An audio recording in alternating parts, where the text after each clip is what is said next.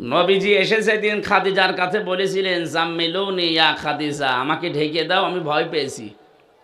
হযরতে খাদিজা ওই দিন কয়েকটা কথা স্বামীকে শুনিয়েছিলেন। তার এক নম্বরে তিনি বললেন, কাল্লা, কখনোই না, আল্লাহি মা ইখজিক আল্লাহু আবাদান, কখনো আল্লাহ আপনাকে ভয় দেখাতে পারে না। এই এদিকে তাকান, কখনো আল্লাহ আপনাকে ভয় দেখাতে পারে না। ইন্নাকা লা তাসিলুর রহিমা, কারণ আপনি রক্তের সম্পর্ক ঠিক রাখেন। মেয়েরা যারা এসেছেন তাদেরকে বলছি এবার, আজ হাজারো স্বামী ইচ্ছা থাকলেও রক্তের সম্পর্কগুলো আজ ছিন্ন করছে।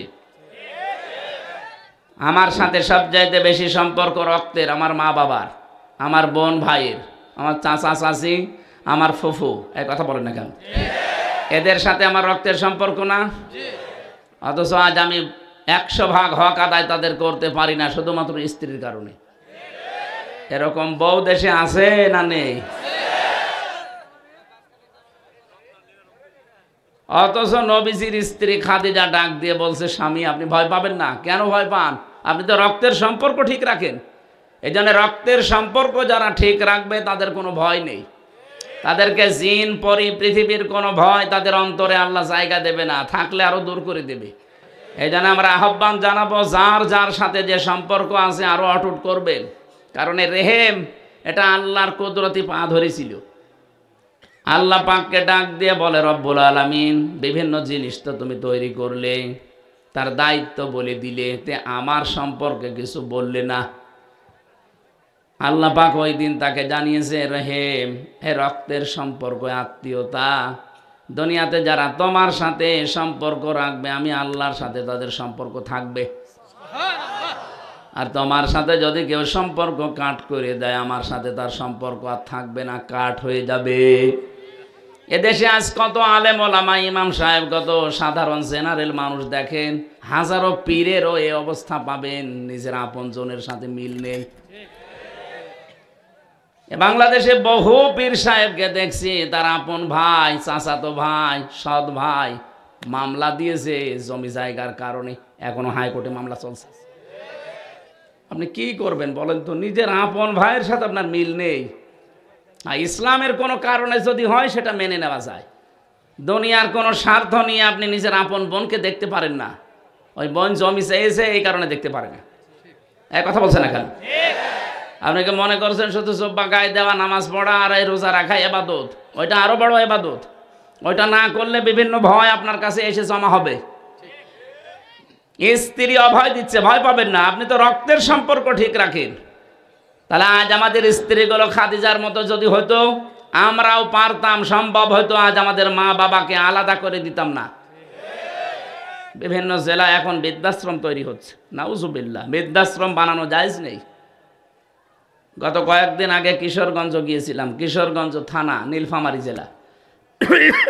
আমার নিয়ে গেল বৃদ্ধাশ্রম দেখতে। এই কোলে 20 জন মা বাবা, এই কোলে 20 জন বসে আছে। ওদের চোখের দিকে তাকিয়ে মনে হচ্ছে প্রত্যেকেই ছেলে মেয়ের জন্য বরদোয়া করছে। কেন? ওদের মতো আমার ছেলে মেয়ে নেই?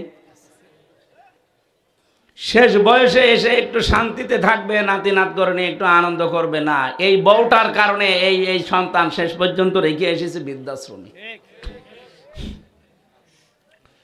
মা বোন যারা এসেছেন, যদি মনে করেন আমি তো নামাজ পড়ি, রোজা রাখি, কালো বোরকা পরি, আমি জাহান্নামে যাব, যাবেন মানে আপনি যেই বসে আছেন, আপনি তো জাহান্নামে চলে গেছেন অলরেডি। আমি সাবধান করছি, এ মাহফিল এমনি এমনি দেয়নি। আমরা যদি সতর্ক হতে না পারি, এ মাহফিল 3 দিন না 3 বছর একাধারে হলেও কোনো কাজ হবে না। বলেন না কেন? না, আশা করছি আপনি সংশোধন হবেন। অনেক ভালোবাসি আপনাদের। অধিকাংশ মেয়েদের হুজুর আমাদের বিরুদ্ধে বলে, আরে যাকে ভালোবাসা হয় তাকে সংশোধন করা হয় বেশি, শাসন করা হয় বেশি।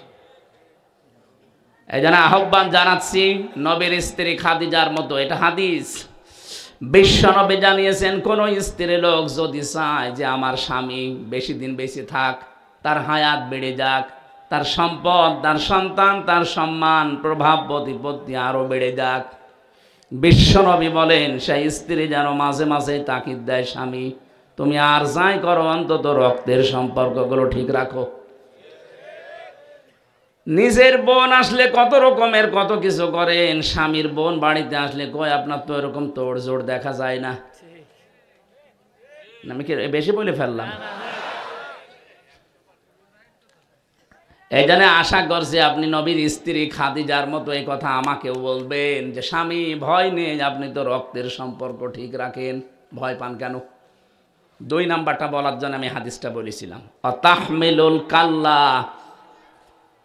বিশ্বনবী বলেন আমার স্ত্রী আমাকে অভয় দিচ্ছে, স্বামী ভয় পাবেন না, আপনি তো মানুষের বোঝা বহন করেন, মানুষের ঋণের বোঝা, দুঃখের বোঝা, কষ্টের বোঝাগুলো আপনি বহন করে দেন, হালকা করে দেন বোঝা, আপনি ভয় পান কেন?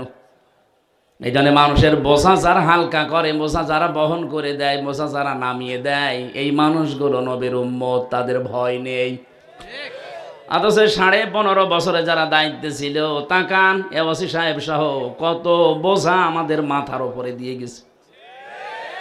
বিনা কারণে একজন মানুষকে ধরে নিয়ে মিথ্যা মামলা দিয়ে, মিথ্যা সাক্ষী দিয়ে বছরের পর বছর জেলে রেখে দিয়েছে, আবার টাকা দিয়ে তারাই ছাড়িয়ে দিয়েছে। এই যে বিশাল বোঝা দিয়ে গেলেন আমার বাবার মাথার উপরে, ঋণের বোঝা, কষ্টের বোঝা, কত রকমের পেরেশানির বোঝা আপনি দিয়েছিলেন নিজেই বলেন তো। এখন আপনাকে জানলে বোঝাগুলো দিচ্ছে এমনি না, ওর শোধ চলছে। একটা উপন্যাস পড়েছিলাম বিশ্ববিদ্যালয়ে থাকতে, ওর নাম হচ্ছে দেখ কেমন লাগে। তা আমার যখন আদালতে তুলতো মাওলানা মামুনুল হক, আমির হামজা, এদের মাজায় দড়ি দিয়ে, ডান্ডা বেড়ি দিয়ে, আবার ওখানে নিয়ে যাওয়ার পরে হাতে হ্যান্ডকাপ পেছনে লাগিয়ে দিত, মনে হচ্ছে গরু টেনে নিয়ে যাচ্ছে। এখন যখন ব্যারিস্টার সুমনকে দেখি, এই যে দরবেশ বাবারে দেখি, তখন মনে হয় দেখ কেমন লাগে। যদিও আমরা চাই না এগুলো, সম্মানিত মানুষ তারা, কিন্তু সম্মান তারা নিজেরাই নষ্ট করেছে। আপনি বলতে পারতেন না যে আলেমদের অন্তত একটু সম্মান দাও? এই যে পেছনে কারারক্ষী বসে আছে লুৎফর রহমান, যার দাওয়াতে এসেছি, এ লোকটাও অনেক ছোটখাটো চাকরি করে, তো জেলার সুপারের উপরে তো না, একজন কারারক্ষী নায়ক। তাও চেষ্টা করেছে বহু বাঁচানোর, কিন্তু অতটুকু ক্ষমতায় তো পারে না। জেলারও হিন্দু, সুপারও হিন্দু, দেবদুলাল সুব্রত বালা, নাম শুনে বোঝা যাচ্ছে আল্লাহর ওলি। ওর কাছে আলেমে কি আর জালেমে কি সবই সমান। যত উপর থেকে আদেশ দিত যে এদের কড়াকড়ি করবা, তত বেশি করত। তো দেখেন যারা করেছিলেন, এই যে দরবেশ বাবা, বিশেষ করে এই আইন মন্ত্রী, যেটা এইটা কেউ যদি শয়তান দেখে থাকেন, দেখেছেন কিনা জানি না, আমার মনে হয় যদি কেউ শয়তান দেখতে চায়, এর দিকে তাকালে মনে করবেন যে শয়তান এরকমই একটা টাটকা নির্ভেজাল শয়তান। চেহারা দেখেছেন? গত পরশুদিন কর্নেল ফারুক খানকে দেখলাম, নড়তে পারছে না, একটা লাঠি ভর দিয়ে অন্যের সাহায্য নিয়ে যাচ্ছে, চেহারার ভেতরে মলিনতা, চিন্তার ভাঁজ। আমার তো মনে হয় খালি বারবার ওই ভার্সিটির ওই উপন্যাসের কথা মনে পড়ে, দেখ কেমন লাগে। আজ হাজারো বোঝা দিয়ে গেলেন মানুষের উপরে, বোঝা হালকা করা দায়িত্ব ছিল আপনার, আর বিভিন্ন বোঝা দিয়ে মানুষকে জর্জরিত করে দিয়েছে। বলেন এক একজনের মামলা দিয়েছে কত। বিএনপির একজন ছিল, বাড়ি হচ্ছে বড়গোনায়, 313টা মামলা।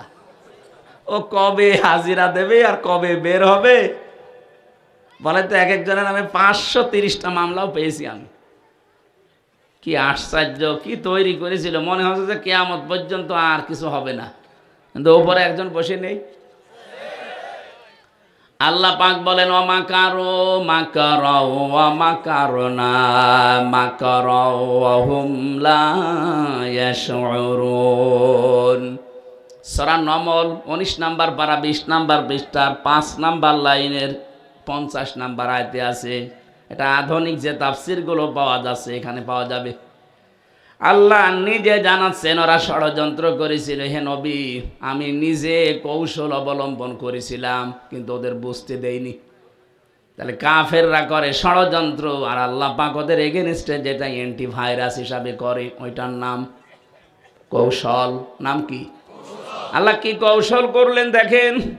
এই আয়াতের পরবর্তীতে আল্লাহ জবাব দিচ্ছেন, যদিও এটা ১৫০০ বছর আগের, আমার মনে হচ্ছে ২০২৪ সালের ৫ আগস্ট এটা নাজিল হয়েছে।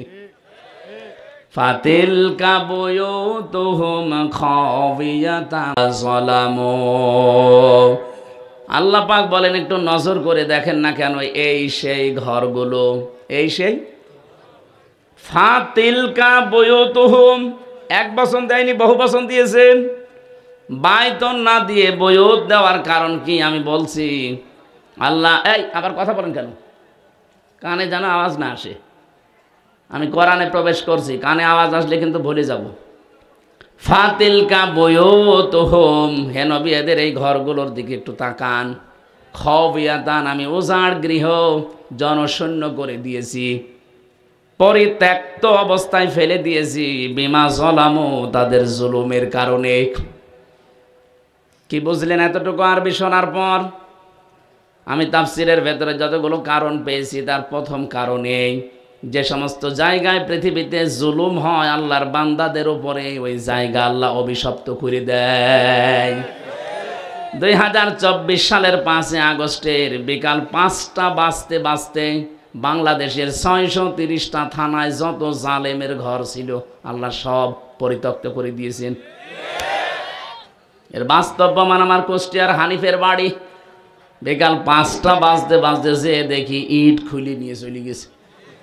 অনেকে যখন ইটও পায়নি, পায়খানার প্যান নিয়ে চলে গেছে। যা, অথচ ৫ তারিখের আগে কি জাঁকজমক ছিল, কি দাপট ছিল ওই বাড়িটার।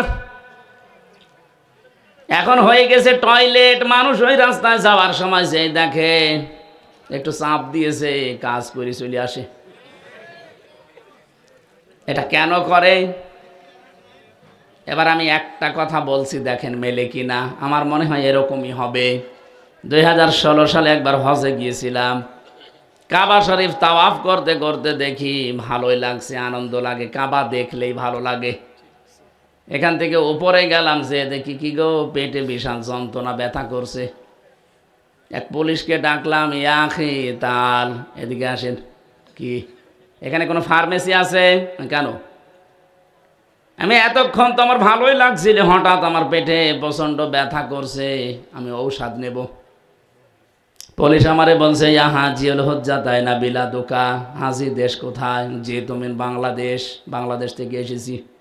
ওর ভাষা দিয়ে আমারে বলছে, হাজি আপনি জানেন না এটা কোন জায়গা? না তো, আবু জেহেলের বাড়ি। আপনি এখনো পায়খানা না করে দাঁড়িয়ে আছেন, তাড়াতাড়ি করেন। এই যে কোরআন শরীফ আমার সামনে, পায়খানা করে দেখি আমার পেটের ব্যথা ভালো হয়ে গেছে। আল্লাহ আমাকে যেন জানাতে চাচ্ছে, হামসা এত টাকা খরচ করে ৬০০০ কিলোমিটার দূর থেকে আসলে আর ওই শয়তানের বাড়ি পায়খানা না করে চলে যাবা, তাড়াতাড়ি করো। আমার মনে হয় এই দেশে যত জালেমদের ঘর ছিল, বাড়ি ছিল, যেখানে যেখানে জুলুম হয়েছে, এই জায়গাগুলো আজ জনগণের জন্য ওইটা করে দিয়েছে। কোরআনের শব্দ ছিল খাওয়িয়াতাম বিমা যালামু।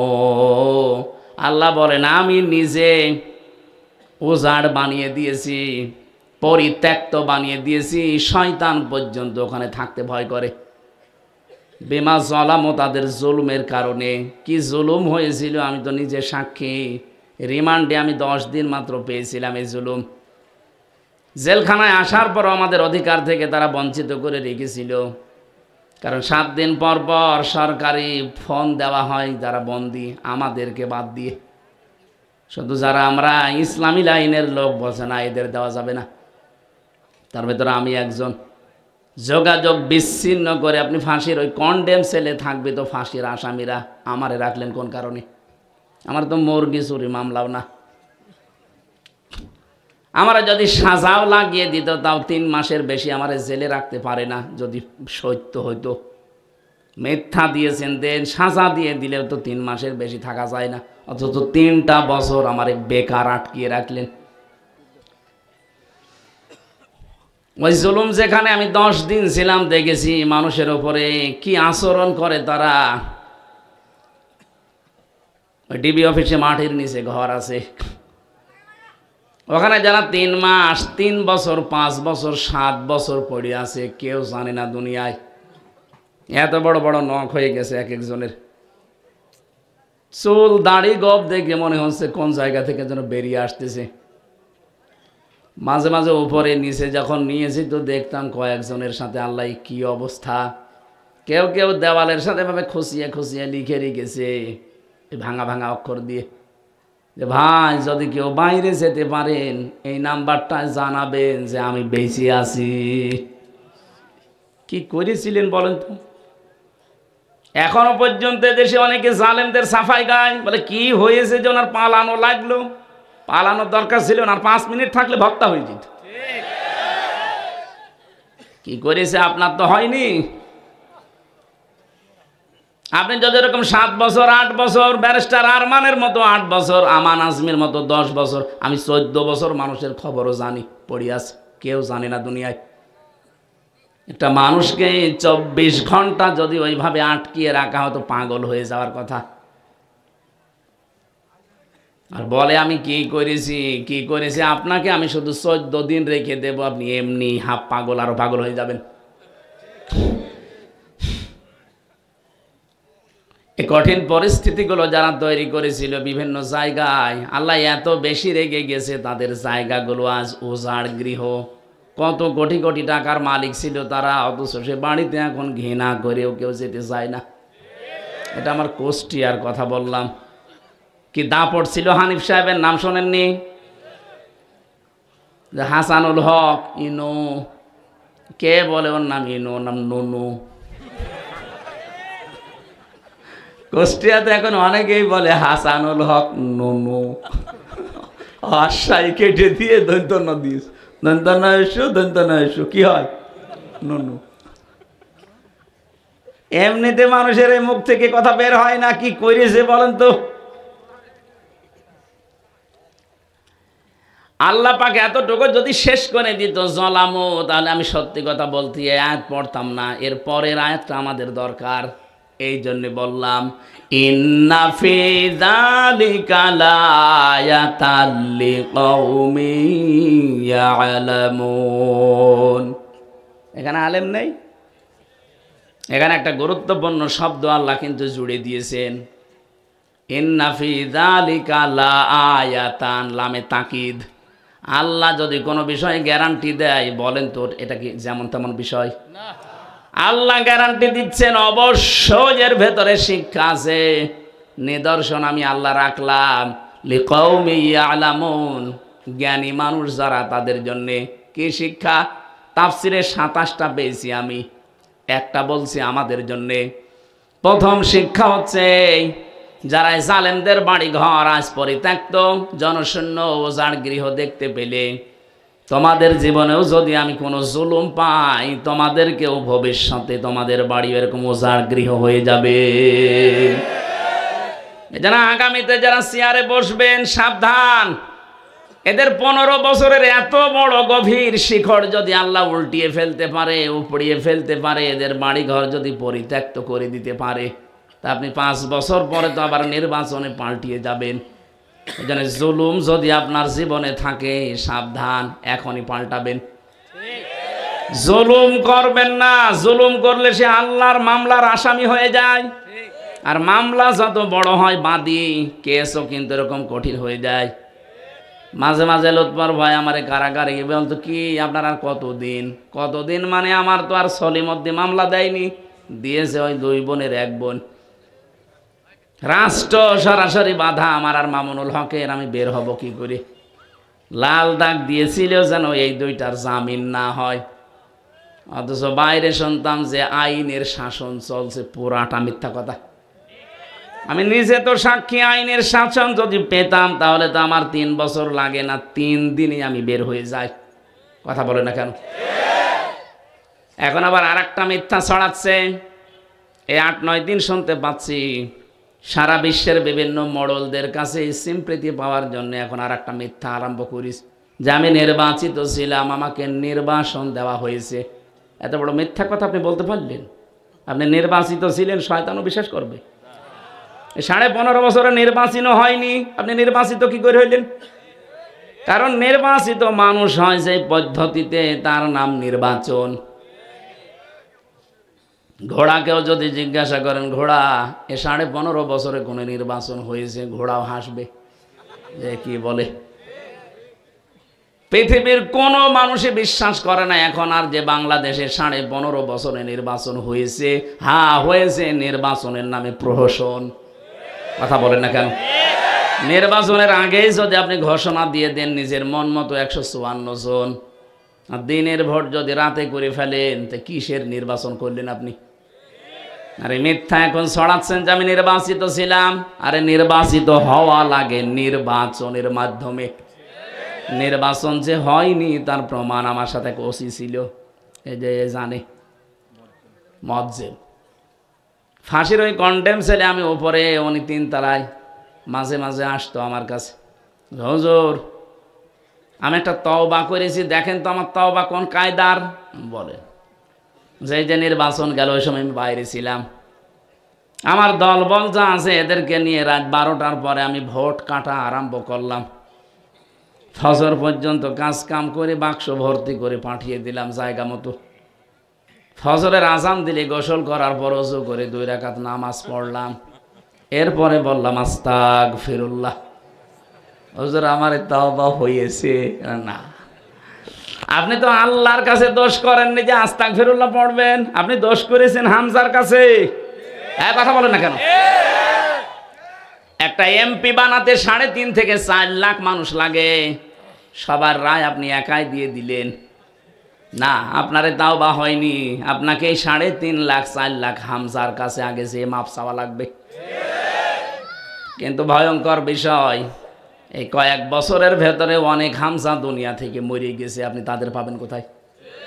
এই জন্য জালেমদেরকে যারা টিকিয়ে রাখার জন্য চেষ্টা করে, শুধু জালেমের কপাল নষ্ট হয় না, যারা সাহায্য করে তাদের কপালও পুড়ে যায়। এই 15.5 বছরে জালেমদের যারা সহযোগী ছিলেন, জালেমদের যারা সাহায্য করেছেন, আপনার দুনিয়াও শেষ, আখেরাতও শেষ। আখেরাত যে শেষ কেন বলছি?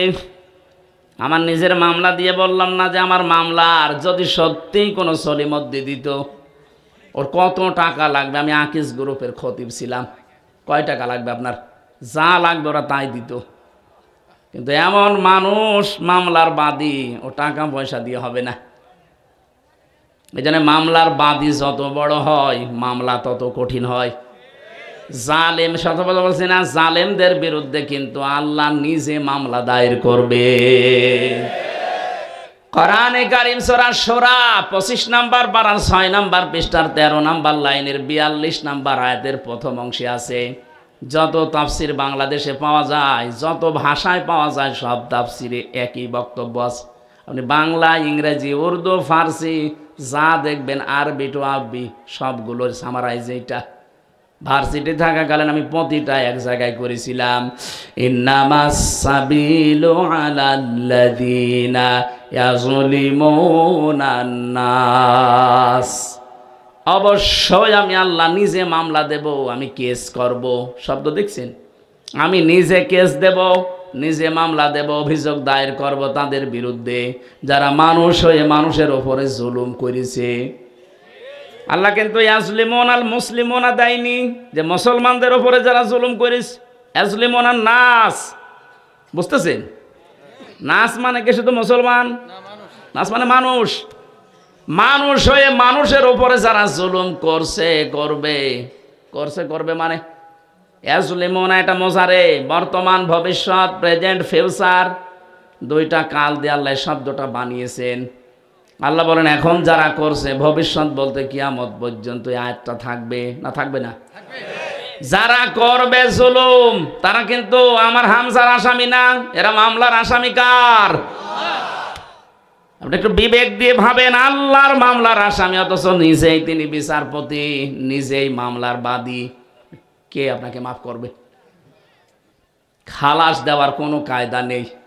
3 বছরে যেমন আমরা খালাস পাইনি, অথচ এই স্বাধীনতা যুদ্ধের পর, মানে এই যে 5 তারিখের পর মামলা আমিও তুলেছিলাম। জজ সাহেব এভাবে দেখে বলছে, কি দেখে মামলার রায় দেব, কোনো মাল নেই, যান খালাস দিয়ে দিলাম। বলতে গেলাম যে স্যার এই মামলা তো 3 বছর আপনার কাছে ছিল, তখন তো বললেন না কোনো মাল নেই, তখন বলতেন না জামিন হবে না, এখন বলছেন খালাস দিয়ে দিলাম একেবারে বেকসুর। উনি এই কথাই বলতো যে হুজুর আমার কিছু করার নেই, আমার হাত বাঁধা ছিল। কথা বলেন না কেন? এদেশে 1628টা চেয়ার আছে, শুধু একটা চেয়ারের হাত খোলা ছিল, বাকি যতগুলো চেয়ারে ওসি সাহেব পর্যন্ত প্রত্যেকের হাত বাঁধা ছিল। এখন হালকা হাত খুলেছে, জজ সাহেবের যেমন হাত খুলে এখন একেবারে যা পাচ্ছে সব বেকসুর খালাস দিয়ে দিচ্ছে। আমরা চাই বাংলার জমিনে কারো হাত যেন আর বাধা না থাকে, সবার হাত থাকবে আবু সাইদের মতো খোলা, তাহলে অন্তত ন্যায় বিচার পাওয়া যাবে। আর কাঙ্ক্ষিত মানের ন্যায় বিচার পেতে হলে কোরআনের শাসন লাগবে। অমান হাকামা বিহি আদালা, তোমরা যদি ন্যায় বিচার 100 ভাগ কায়েম করতে চাও ফাঁক ফোকর না রেখে, তাহলে কোরআনের ব্যবস্থা লাগবে। কোরআন ছাড়া 100 ভাগ ন্যায় বিচার কায়েম করা সম্ভব না। এজন্য আমি যেটা বলতে চাচ্ছিলাম, জুলুম যারা করেছেন তাদের পরিণতি আল্লাহ যা করলেন, এত বড় শিকড় আল্লাহ যদি কেটে দিতে পারে। আপনি দেখেছেন একটা দারোয়ান থেকে একেবারে সংসদ পর্যন্ত প্রতিটি জায়গায় তাদের লোক সেট করা ছিল। এখন যারা ওসি এসপি ডিসি এগুলো সব কোণঠাসা হয়েছিল। আমি পরশুদিনও গিয়েছিলাম নাটোরের এসপির কাছে, সেদিন মৌলভী বাজারে গিয়েছিলাম, নাটোরের নাম মৌলভী বাজারের এসপির কাছে, ওটা আমার জেলার ছেলে। ওনারাই 15.5 বছর পর্যন্ত ছিল কোণঠাসা হয়ে, সব বৈষম্যের শিকার ছিল। আল্লাহ এখন তৈরি করে দিয়েছে জায়গাগুলো। এ মানুষগুলো এখন যেহেতু হাত খোলা, সামনে যারাই আসবে, আমার যতটুকু বাস্তবতা দেখলাম, বিশেষ করে প্রশাসনে যারা আছে তাদের জন্য একটা আলাদা বিভাগ করা দরকার। ওরা কারো কমান্ডে চলবে না, ওদের নিজেদের কমান্ড নিজেরা মানবে, তাহলে এই দেশে ন্যায় বিচার হবে। তাছাড়া আবার যারা আসবে সে যারা আসুক, ওদের কমান্ড মতো যদি চলতে গিয়ে শেষে আর করবে না, হাত বাঁধা হয়ে যাবে। এজন্য ওদের জন্য বিভাগে আলাদা করে দেওয়া দরকার। ওদের মন মতো ওদের আইজি থেকে শুরু করে কনস্টেবল পর্যন্ত চলবে, কোনো কিছু লাগবে না। তাছাড়া ওই কামালের মতো মন্ত্রী পাইলে ওটা একটা, আমি নাম নিলাম না, মানুষ বললেও গোনা হবে। আমি তো মাঝে মাঝে পেপারে দেখতাম 24 ঘন্টার মনে হয় 24 ঘন্টায় টাল হয়ে থাকে, ও মনে হয় মধু খায়, খালি লাল পানির উপরে আছে। এই জন্য আমি যেটা বোঝাতে চাচ্ছি, বারবার বিভিন্ন এসপি সাহেব আমারে কল দিয়ে, আজকেও 2 জন দিয়েছিল, বাংলাদেশের বিভিন্ন এসপি ওসি তো দিচ্ছেই। এসপিরা বলছে আপনি মাহফিলগুলোতে এই কথা তুলে ধরবেন যে আমাদের দেশে সাম্প্রদায়িক দাঙ্গা বলতে কিছু নেই। কয়েকজন আছে, উস্কানিতে পা দেবেন না, বিশেষ করে ফেসবুকের কথা বিশ্বাস করবেন না। যা হচ্ছে হয়ে যাক, আমরা সব এখন এক আছি, শুধু ওই জালেমরা বাদ দিয়ে, ওই 14 দল বাদ দিয়ে আমরা যা আছি বাংলাদেশে সব মজলুম। প্রধান অতিথি সহ আজকে আমি সহ যারাই আছি এদেশে, ওসি সাহেব সহ সব আমরা মজলুম, ওই 14 দল বাদ দিয়ে। ওরা তো জান্নাতে ছিল, ওরা তো কিছু টের পায়নি। ওদের যদি এই 14 বছর এক জায়গায় বন্দি করে রাখা হয়তো তখন টের পেতেছে দুনিয়া কারে বলে। অনেক বিডিআর পর্যন্ত বিনা কারণে জেল খাটছে, কিচ্ছু জানে না। আমার উপরতলায় একজন পেয়েছিলাম, পঞ্চগড়ে বাড়ি, মুরব্বীর 14 বছর জেলে আছে, আর 1 মাস পরে লোকটার রিটায়ার্ড হয়ে যেত। ও কোরআন শরীফ হাতে নিয়ে মাথায় নিয়ে পর্যন্ত আমার বলেছিল, হামজা ভাই জীবনেও এটা আপনি কি বিশ্বাস করেন যার 1 মাস পরে আমার রিটায়ার্ড হয়ে যাব, আমি কোন কারণে উল্টা পাল্টা কাজে যাব বলেন? অথচ মিথ্যা মামলাটা দিয়ে আজকে আমার 14 বছর আটক করে রেখেছে, আমার পরিবার সব শেষ। সারাটা জীবন আমি দেশের জন্য সব দিয়ে গেলাম, আমার জীবন যৌবন সব আমি আমার দেশের জন্য দিয়ে গেলাম, আর জালেমরা আমারে করলো কি? 14টা বছর আমারে আটক করে রেখেছে। তাহাজ্জুদ পড়তে উঠতাম রাতের বেলা, দেখতাম একটা আওয়াজ দিত, আমার মনে হয় এই দীর্ঘশ্বাস, এই আওয়াজ আল্লাহর আরশে গিয়ে ধাক্কা লেগেছে। জালেমরা এমনি পড়েছে, বিভিন্ন মানুষের চোখের পানি আর আর্তনাদ, দীর্ঘশ্বাস ওদের ওই ক্ষমতার সাথে লেগে আছে। এজন্য উস্কানিতে পা দেওয়া যাবে না।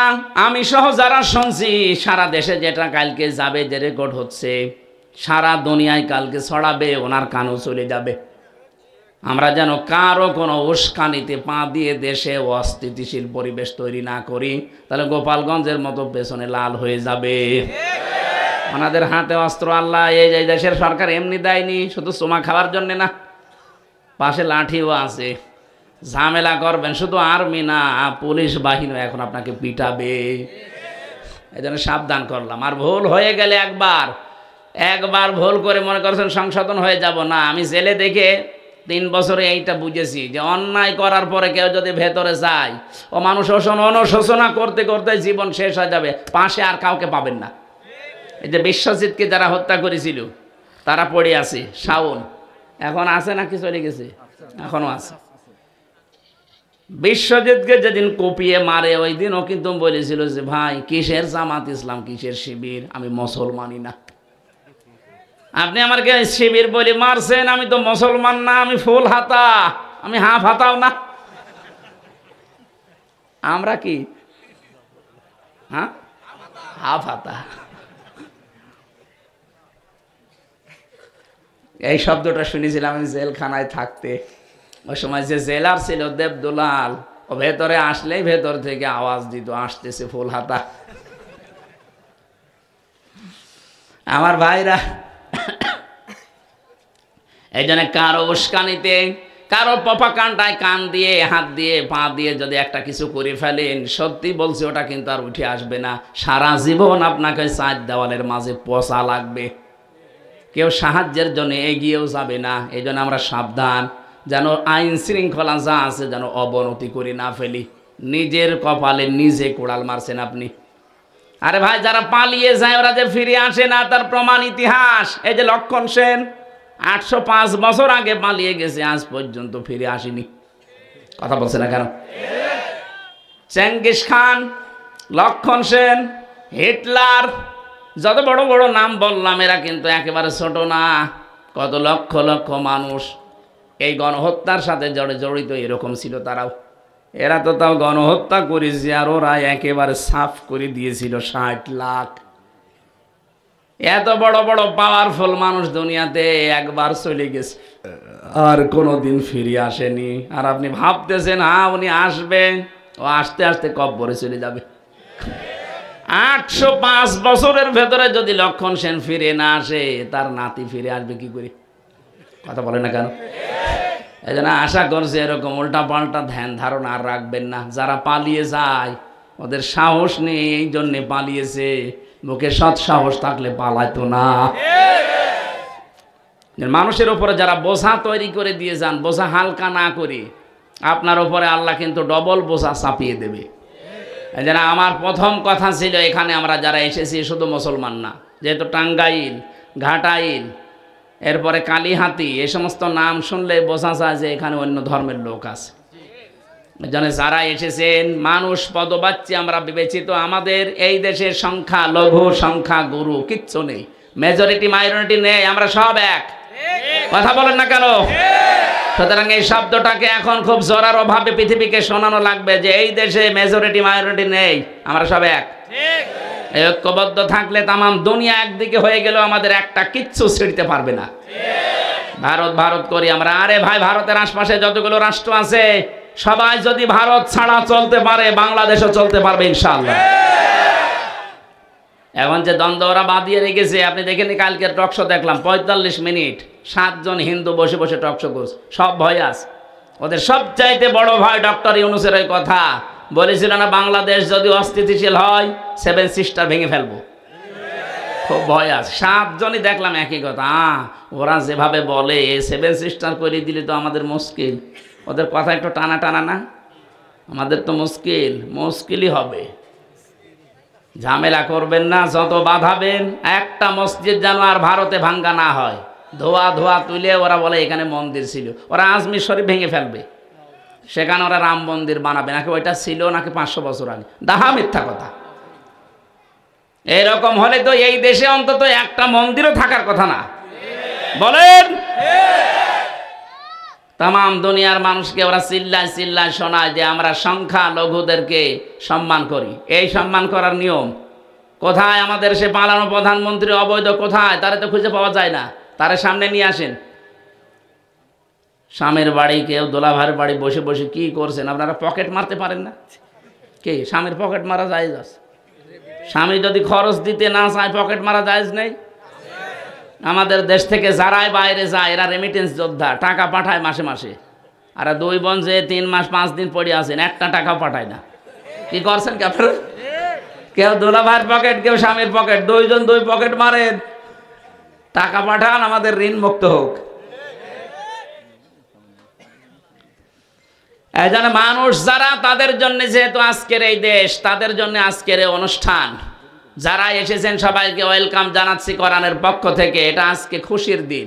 ফাবিদালিকা ফালিয়াফরাহু, তোমরা আনন্দ করবা, কোরআন নিয়ে করবা। কোরআনের সাথে আজ সম্পর্ক, নাইতে হামজা থাকলে আমরা শুধু আসতাম।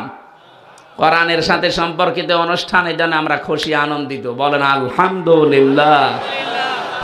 দরুদ আর সালাম পাঠ করার মাধ্যমে আমার আজকের তেলাওয়াতকৃত আয়াত 2টা। একটা সূরা তাওবা 119 নম্বর আয়াত পড়েছি, সূরা বাকারা 208 নম্বর আয়াতের প্রথম অংশ পড়েছি। হ্যাঁ, যেটা বলবেন আমি সেই আয়াত শুরু করব। বলেন। 2টা হবে না, একটা, যে কোনো একটা বলেন। বাকারা শুরু করছি, ঠিক আছে। আমার ভাইরা, কোরআনে কারিমে প্রবেশ করতে হলে একটা ইবাদত আগে করা লাগে। পৃথিবীর কোনো ইবাদত করার আগে ওইটা বলা লাগে না, কিন্তু কোরআন পড়তে গেলে ওইটা বলা মাস্ট বি, ওয়াজিব। না পড়লে গুনাহ হয়ে যাবে। কোরআনে কারিম জানিয়েছে, ফাইদা ক্বরাআতাল কুরআনা ফাস্তাইয বিল্লাহি মিনাশ শাইতানির রাজিম। বলেন আল্লাহু আকবার। এখান থেকে একটা মাসলা জেনে রাখবেন, পৃথিবীর কোনো ইবাদতে আউযু বিল্লাহ না পড়লে ইবাদত হবে না, এমন আমি কোরআন হাদিসে পাইনি। কিন্তু কোরআন পড়তে গেলে আউযু বিল্লাহ না পড়লে আপনার কোরআন পড়া তো হবেই না, আরো গুনাহ হবে। কেন? কারণ দুনিয়ার কোনো ইবাদতে শয়তান মানুষকে এত ধোঁকা দেয় না, কোরআনের কাছে আসলে যত ধোঁকা দেয়। শয়তান ভালো করে জানে, কোরআনের কাছে যদি মানুষ আসে আর আল্লাহ যা বলতে যায় মানুষ যদি বুঝে ফেলে, তাহলে আমি শয়তান করব কোথায়? ওর শয়তানি করার রাস্তা বন্ধ হয়ে যাবে। এই জন্য সবচাইতে বেশি ধোঁকা দেয় কোরআনের কাছে আসলে। এই জন্য কোরআন পড়ার আগে আল্লাহ বলেছেন, আগে আউযু বিল্লাহ পড়ে শয়তান থেকে আত্মল।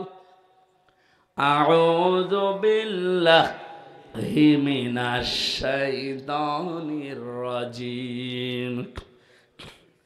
বিসমিল্লাহির রহমানির রহিম।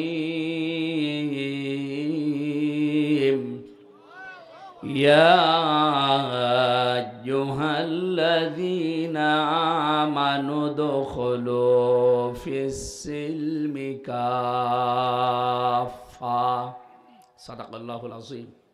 কোরআনে কারিমের তাফসীর করতে হলে সামনে যে 13টা জিনিস রাখা লাগে, উসুলে তাফসীরের নিয়ম হচ্ছে তার আগের আয়াত পরের আয়াতের সাথে সম্পর্ক কি, এটা আলেমরা জানবে।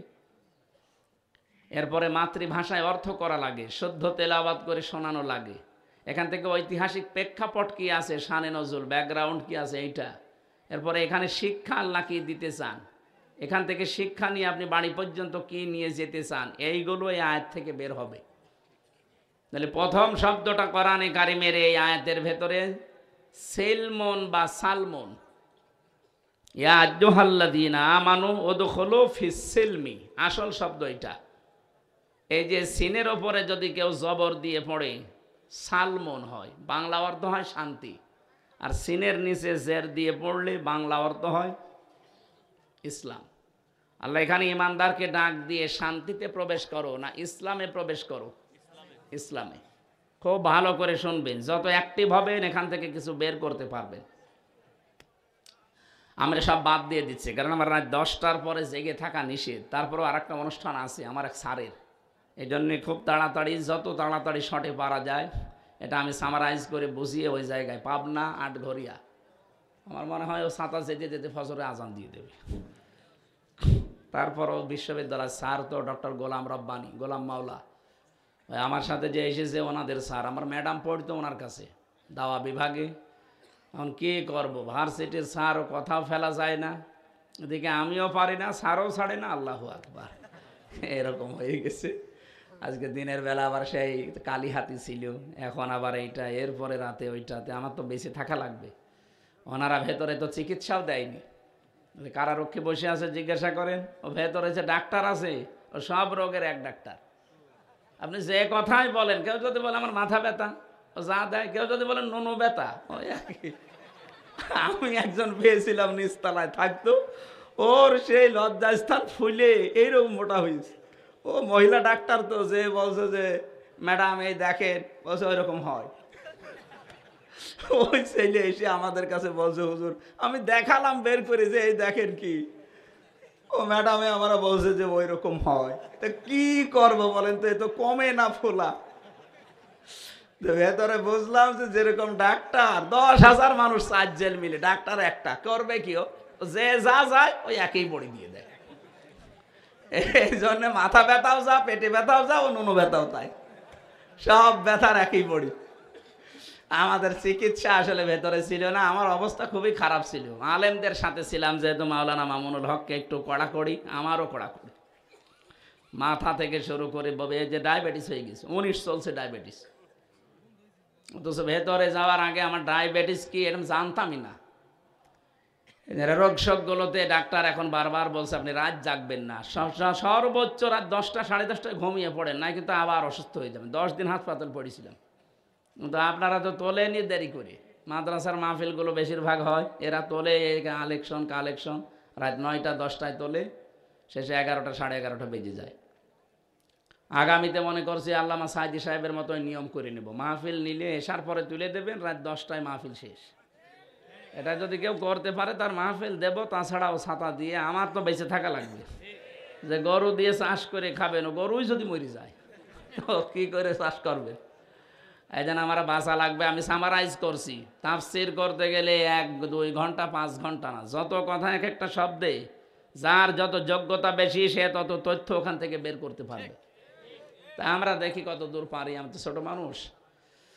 আল্লাহ ডাক দিয়েছেন এখানে ইমানদারকে, কোনো বেঈমানকে ডাক দেননি। এই জন্য বেঈমান যদি থাকেন আপনি চলে যান, কারণ আপনার জন্য এটা না। ওই যে 2জন চলে যাচ্ছে বেঈমান, যাক, এই বেঈমান 2টো চলে যায়, যাক, ওদের জন্য যেহেতু আজকে না, ওই যে আবার বসে পড়িস। বসেন বসেন। আগে আমরা আয়াতের প্রথম শব্দের একটু তাফসির শুনি তো। নবীজিকে জিজ্ঞাসা করছে, হে নবী, আল্লাহ যে 89 জায়গায় ইয়া আইয়ুহাল্লাযীনা আমানু, ওহে যারা ঈমানের দাবিদার তারা শোনো, এই কথা বললেন। আমার যে ঈমান আছে আমি কিভাবে টের পাবো? নবীজি বললেন, ইদা সাররাতকা হাসানাতুকা ওয়া সাআতকা সাজ্জিআতুকা ফাআনতা মুকমিন। যখন তোমার ভালো কাজগুলো তোমাকে আনন্দ দেবে, অন্যায় কাজ করলেই তোমার ভেতর থেকে একটা বাধা আসবে, তখন বুঝবে তোমার ঈমান আছে। জেলখানায় যেহেতু সবচাইতে বেশি কষ্টে ছিলাম, সবচাইতে বেশি কষ্টের ভেতরে আপনাদের এই লুৎফর প্রথম দিন যাওয়ার পরে আমারে খাবার দিয়েছিল। ওখানে কেউ কারো না, ভেতরের অবস্থাটা এরকমই। 4 দেওয়ালের মাঝে তো একটা বাইরের কাউকে পেলে মনে হচ্ছে যে একেবারে বাবাকে পেয়েছি। বড় ভাইয়ের মতো আচরণ করেছিল, আলহামদুলিল্লাহ। অনেক খোঁজ খবর নিয়েছে আমার ম্যাডামের বাড়ির মা বাবা, ভেতরেও যতটুকু পেরেছি। আল্লাহ যেন সর্বোচ্চ প্রতিদান তাকে দান করেন। আর তার কারণেই কিন্তু আজকে আমার এখানে আসা, তাছাড়া আমার এখানে আজকে আসার কথা ছিল না। আমাদের এখন যিনি ডিএমপি কমিশনার, ঝিনাইদা বাড়ি, সাজ্জাদ হোসাইন, এ স্যার পর্যন্ত ডেট চেয়েছিল ওনার ঝিনাইদা, আমি দিতে পারি না, স্যার আমার খালি নেই। কিন্তু ওই স্যারের কথা আপনাদের শোনা লেগেছে।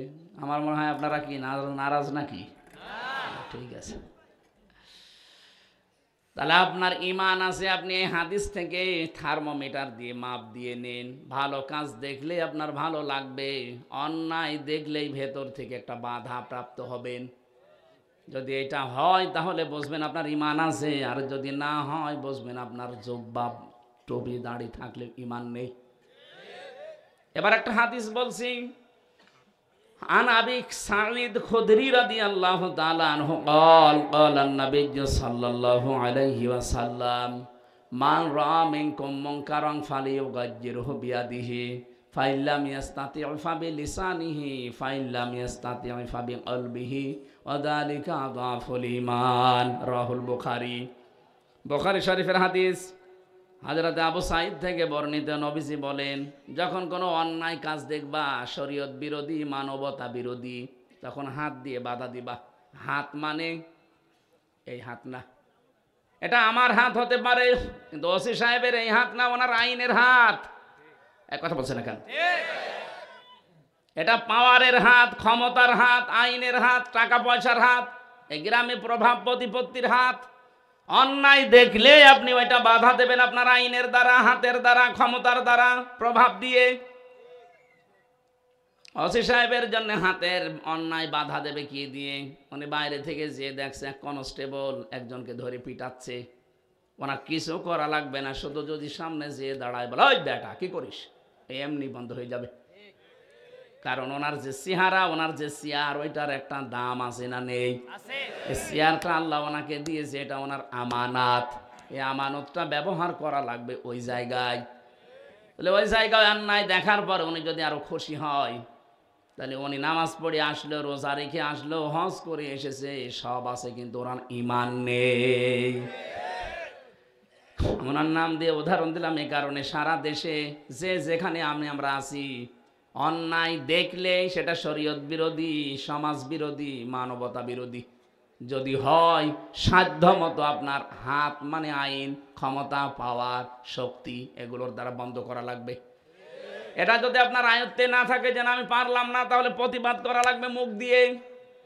এইটাও যদি অপারগ হয়ে যান, না পারেন, তাহলে অন্তরে দ্বারা ঘৃণা করা লাগবে, আর পরিকল্পনা করা লাগবে কি করে অন্যায় বন্ধ করা যায়। নবীজি বলেন, যালিকা আযাফুল ঈমান, আদা ইসমে তাফজিল। এইটাও যদি কেউ না করে, আল্লাহর নবী বলেন তার ঈমান নেই, ওটা একটা বেঈমান। আর 15.5 বছরে কত জুলুম, কত অত্যাচার, নির্যাতন হয়ে গেল। কত বড় বড় পীর সাহেবকে দেখেছি, ওরা শুধু ঘোমটা দিয়ে বসে আছে, কিন্তু অন্যায়ের প্রতিবাদ করে নাই। আপনার তো ঈমানই নেই, কিসের পীর আপনি? এটা সর্বনিম্ন পর্যায়ে ঈমানের, যে অন্যায় দেখলে মনে মনে ঘৃণা করা লাগবে। হাত দিয়ে না পারেন, মুখ দিয়ে না পারেন, ঘৃণা তো করবেন, আরো আপনি খুশি হতেন। এই যে মাইজ ভান্ডারের যে পীরটা, নসিবুল বশর মইজ ভান্ডারী, এ অন্যায় দেখার পরে প্রতিবাদ করা দূরের কথা, জালেমদের সাথে মিশে আরো খুশি হইতো। কথা বলেন না কেন? এদেশে 48,000 পীর, অন্তত কম বেশি যদি ফয়জুল করিম, রেজাউল করিম এদের মতো হুঙ্কার দিত, এদেশের বহু অন্যায় বন্ধ হয়ে যেত। তারা 2 জন আর মিলে কি করবে?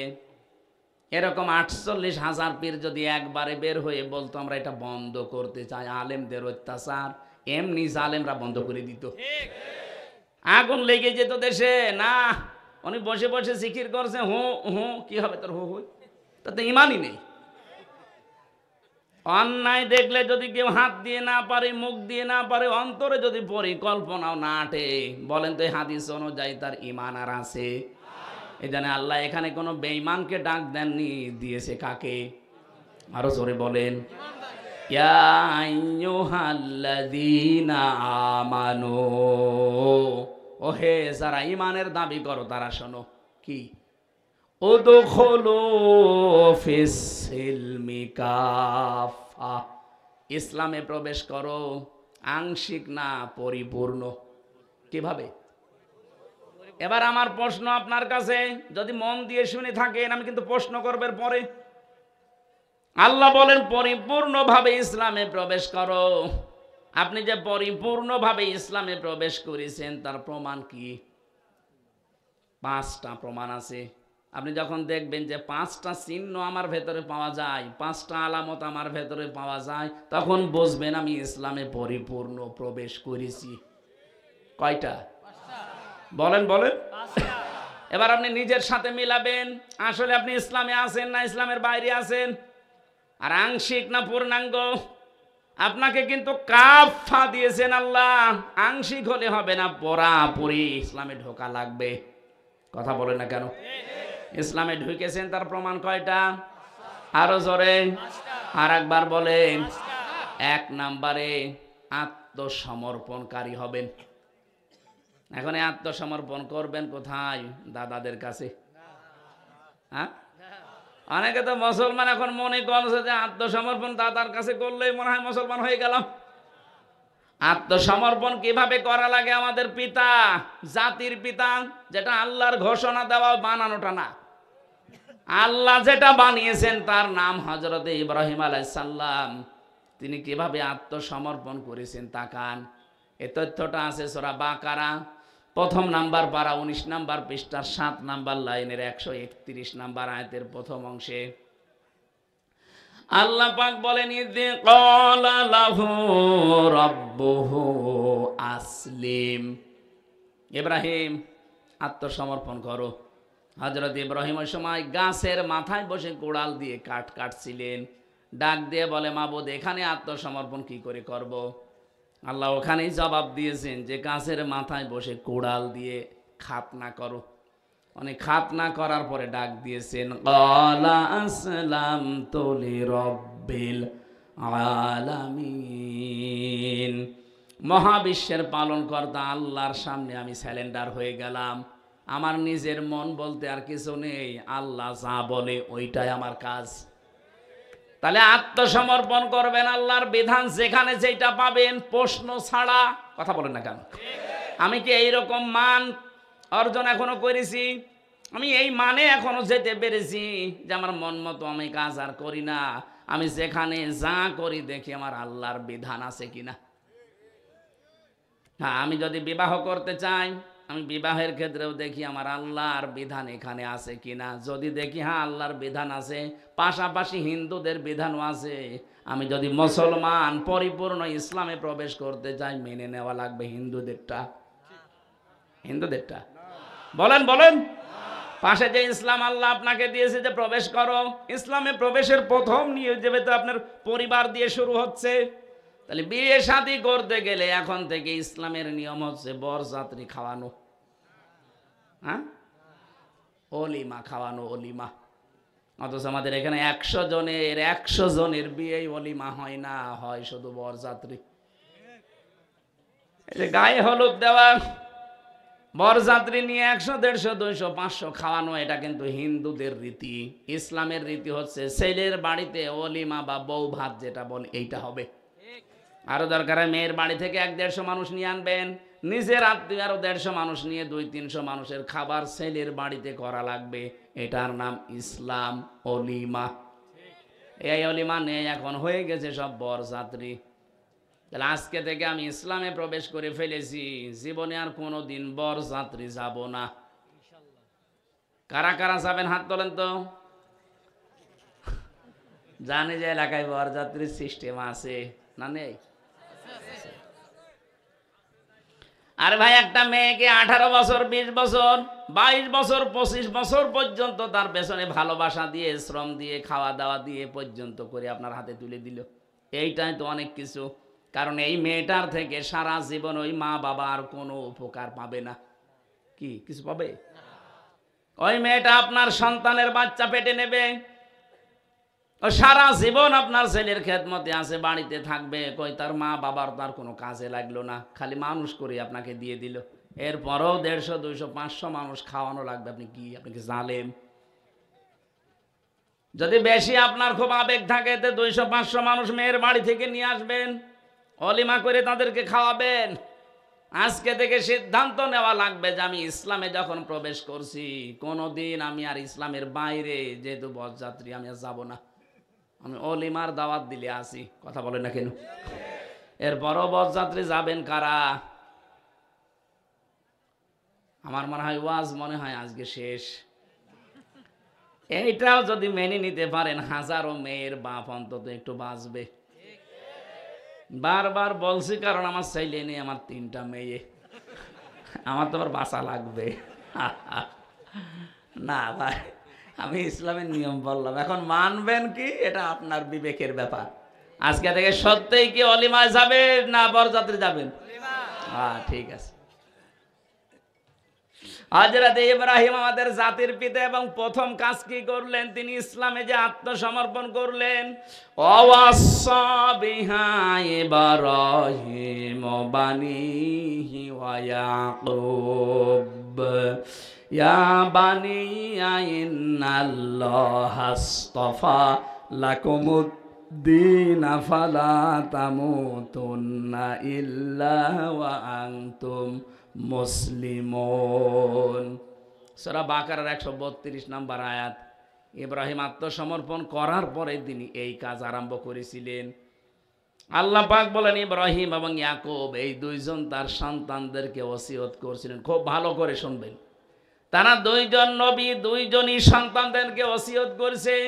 প্রথম ওসিয়ত ছিল তাদের এই, ইয়া বুনাইয়া, হে আমাদের কলিজার টুকরা সন্তান, ইন্নাল্লাহ আস্তাফা, অবশ্যই আল্লাহ মনোনীত করেছেন, চয়ন করেছেন, নির্বাচিত করেছেন, পছন্দ করেছেন তোমাদের জন্য লাকুমুদ্দিন, একটা দিনকে।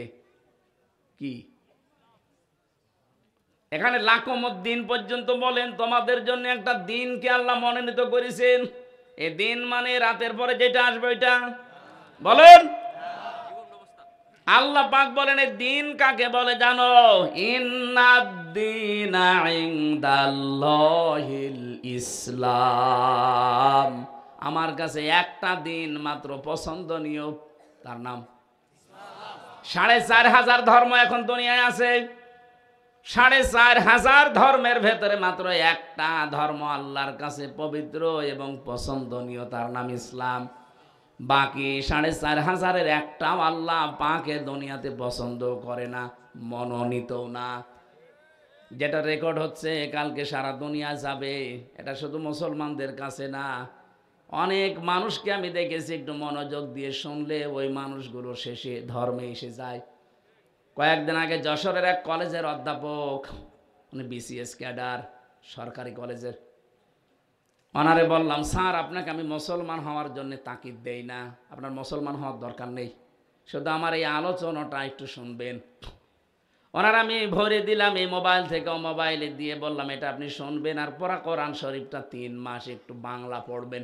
আপনি যেহেতু আরবি পারেন না, বাংলাটা একটু বুঝে বুঝে পড়বেন। বিসিএস ক্যাডার তো লোকটা পড়া পড়েছে, 3 মাস পরে দেখি নিজেই মুসলমান হয়ে গেছে। এখানে রেকর্ড হচ্ছে, অনেক মানুষ অন্য ধর্মের শুনবে, যদি তাদের বিবেকটা হালকা কাজে লাগে ওই অধ্যাপকের মতো তারাও ইসলামে আলো পেয়ে যাবে। আজকে আমি দুপুরবেলা একজন মুসলমান বানালাম, এই যে কালীহাতিতে, ছেলেটা শিক্ষিত মানুষ, ওর আমি টার্গেট দিয়েছিলাম যে কোরআন শরীফ পড়বেন। কোরআনে কারিমটা আপনি বাংলায় পড়েন, অনেক কর্মকারী হিন্দু কোরআনে কারিমটা ভালোভাবে আয়ত্ত করার পরে ওর নিজে আর কন্ট্রোল রাখতে পারে না। যুবক মানুষ, এই 22-23 বছর বয়স হবে, এখনই মুসলমান হয়ে গেল, বাবা মা আত্মীয় স্বজন এখন সব তার শত্রু। কিন্তু তার ইমানে তাকে ডাক দিয়ে, বিবেকটায় ডাক দিয়ে বলেছে না, 4,500 ধর্মের একটাও মেলে না, শুধু ইসলাম বাদ দিয়ে। আল্লাহ পাক বলেন মাইয়াবতাগি গায়রাল ইসলামি দীনান ফালা ইউকবালা মিন ওয়া ফিল আখিরাতি মিনাল খাসিরিন। সূরা আলে ইমরান 3 নাম্বার পারা 20 নাম্বার পৃষ্ঠা 4 নাম্বার লাইনের 85 নাম্বার এটা তাফসিরে ফি জিলালিল কোরআনে আছে।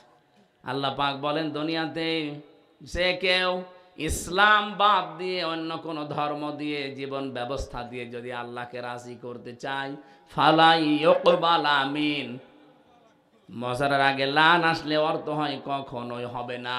আল্লাহ বলেন কখনো ওর জীবনের কোনো ইবাদত বন্দেগী আমি আল্লাহ কবুল করব না। ও ভাইরা, অন্যান্য ধর্মে যারা আছেন আপনারা ভুল করছেন, একটু বিবেকটা কাজে লাগান। যাকে রাজি করতে চান আমরাও তাকে চাই।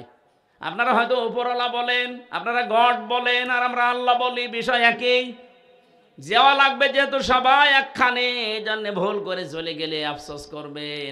আপনার বিবেকের কাছে প্রশ্ন রাখলাম, 4,500 ধর্মের মানুষদেরকে বলছি ফিরে আসেন, একটু বিবেকটা কাজে লাগাবেন। আপনার মতো বহু মানুষ আমি নিজেই দেখেছি পাল্টিয়ে গেছে। লরেন বুথ টনি বেলোয়ারের শালিকা, এ মেয়েটা অনার্স মাস্টার্স করা পিএইচডি ডিগ্রি নেওয়া হোল্ডার। এ মেয়েটা এসেছিল ইরানের তেহরান বিমানবন্দরে। খ্রিস্টানরা তাকে কোটি কোটি ডলার দিয়ে পাঠিয়েছে যে মুসলমানদের ইমান ধ্বংস করা লাগবে। ওই রকম পোশাক আশাক নিয়ে এসে নেমেছে। একজন মুসলমানকে ডাক দিয়ে বলছে, এদিকে আসেন, আমি মুসলমান হব না, কিন্তু আমি ইসলাম জানতে চাই। কি পড়লে ইসলাম জানা যাবে সেই বই আমারে দেন। আপনারা কেউ যদি বলে যে আমি মুসলমান হব না কিন্তু ইসলাম জানতে চাই, তার অধিকার আছে না? কি দেবেন আপনি বলেন? মুসলমান শুধু কোরআন শরীফ দেয়নি, 6টা হাদিস গ্রন্থ দিয়েছে, তাফসির দিয়েছে। লরেন বুথ পুরাটা পড়েছে, তাও পড়ার মতো আনাকম জানাকম না, বুঝে বুঝে পড়েছে। 53 জায়গায় লাল দাগ দিয়েছে। সংবাদ সম্মেলন করে বলছে মুসলমানেরা গ্যারান্টি দেয় তাদের কোরআনে লা রয় বাফি কোনো ভুল নেই। আমি 53 জায়গায় ভুল ধরতে পেরেছি। সাংবাদিকরা আনন্দ নিয়ে এটা প্রচার করবে, কারণ খ্রিস্টান সাংবাদিক। ডাক দিয়ে বলছে, কি আপনি কি পেয়েছেন? বলছে আমি কি পেয়েছি এটা পরে বলি, আমি কিন্তু মুসলমান হয়ে গেছি আজকে। কি বলেন আপনি? তামাম দুনিয়ায় খ্রিস্টান ধর্মের মানুষ বেশি, আর আপনি নিজেও একজন খ্রিস্টান, আর আপনি একজন মুসলমান হয়ে গেলেন। মানে মুসলমানের কোরআনে আমাকে আজ 3 বছর আগে তুলে দিয়েছিল, পুরাটা আমি একেবারে বুঝে বুঝে বুঝে বুঝে পড়েছি। শেষে দেখলাম 53 জায়গায় লাল দাগ দিয়েছি। ঠিক যেখানে লাল দাগ মারি দেখি তার পরের আয়াতে ওর জবাব আল্লাহ 1500 বছর আগে দিয়ে দিয়েছে। আমার নিজের জীবনের ভুল ধরা পড়ে গেছে, এখন আমি আর ও ধর্মেই থাকলাম না, আমি কালেমা পড়ে মুসলমান হয়ে গেছি। এত বড় শিক্ষিতা মেয়ে লোক যদি শুধু কোরআনে কারিম 3টা বছর স্টাডি করে নিজের ধর্ম বাদ দিতে পারে, আমি গ্যারান্টি দিচ্ছি আপনি একটু বিবেকটা কাজে লাগাবেন। আমি জোর করি না, কারণ আমাদের ধর্মে জোর নেই। কথা বলে না কেন? এটা আপনার ব্যক্তিগত ব্যাপার। আমাদের ধর্মে লা ইকরাহা ফিদ্দিন, কোনো জবরদস্তি নেই। কিন্তু একটু পড়েন, একটু বুঝে বুঝে পড়ার চেষ্টা করেন, আপনাকে বাধ্য হবেন আপনি এই ধর্মে ফিরে আসতে। কারণ দুনিয়ার কোনো ধর্ম আল্লাহ পাক নিজে বানাননি, ওগুলো সব মানুষের বানানো। আমাদের জাতির পিতা ইব্রাহিম এবং ইয়াকুব, এই 2জন নবী তার সন্তানদেরকে ইসলামে প্রবেশ করার প্রথম ধাপ শেখাচ্ছেন যে আল্লাহ পাক মনোনীত করেছেন একটা দিন, তার নাম আরো জোরে, এটা বাদ দিয়ে অন্য কোনো দিন দিয়ে আল্লাহকে পাওয়া যাবে না। সুতরাং তোমরা সাবধান।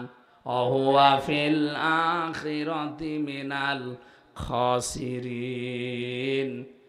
ইসলাম বাদ দিয়ে আজ যারা বিয়ে করেন, ইসলাম বাদ দিয়ে যারা ব্যবসা করেন, ইসলাম বাদ দিয়ে যারা বাণিজ্যে যান, সবগুলো মাঠে মারা যাবে, একটাও এবাদত হিসাবে কবুল হবে না। অথচ নামাজ যেমন এবাদত, বিয়ে শাদী ওই রকম এবাদত। এই কথা বলছে না কেন? ব্যাংকিং ব্যবস্থা অনেকে আমরা বুঝি না, অথচ ব্যাংকিং ব্যবস্থা এবাদত। এই যে অর্থনীতি, এটা এবাদত না? ইয়ামহাকুল্লাহুর রিবা ওয়া ইউরবিস সাদাকাত। আল্লাহ পাক বলেন পৃথিবীতে বৈধ যেগুলো আছে এগুলো আমি এই যে সাদগা সবগুলো বৃদ্ধি করে থাকি, আর যারা অবৈধভাবে ইনকাম করে এগুলো আমি ধ্বংস করে থাকি। আজ তাকান, এই 5 তারিখের পর থেকে দেখেছেন কত কোটি কোটি টাকার গাড়ি ঢাকার রোডে পড়েছিল, পরিচয় দেওয়ার মতো লোক নেই। 12 কোটি টাকার গাড়ি পড়ে আছে, কেউ যে বলবে আমার গাড়ি সে সাহস নেই, কারণ বললেই ধরা খাবে। তুই 12 কোটি টাকা পেলি কোথায়? এই জন্য অবৈধ ইনকাম যারা করেছেন আপনার 2টা ক্ষতি হবে। 1 নম্বরে আপনি ওইটা ভোগ করে যেতে পারবেন না, 2 নম্বরে আপনি মরার সময় ঈমান পাবেন না, বেঈমান হয়ে মারা যাবেন। দরবেশ বাবা 36,000 কোটি টাকা মারিংকাটি করেছে, অথচ দাড়ি দেখেছেন ওর মাথা থেকে পা পর্যন্ত পুরা সাদা। উপরের গুলো দেখতে মনে হয় সাদা, মনে হয় ভেতরেও সাদা। কথা বলছেন কেন? এইরকম একটা লোক যদি 7টা ব্যাংক থেকে 36,000 কোটি টাকা মারিং কাটিং করে, যেগুলো ধরো বেশ ধরেছে, ওগুলোর অবস্থা কি? এক মন্ত্রীর বাড়ির সংখ্যা শুনেছি 620টা। কয়েকদিন আগে মালয়েশিয়া ছিলাম, ওখানে যে দেখি সাহেব পাড়া। কানাডায় আছে বেগম পাড়া, এখানে বানিয়েছে সাহেব পাড়া।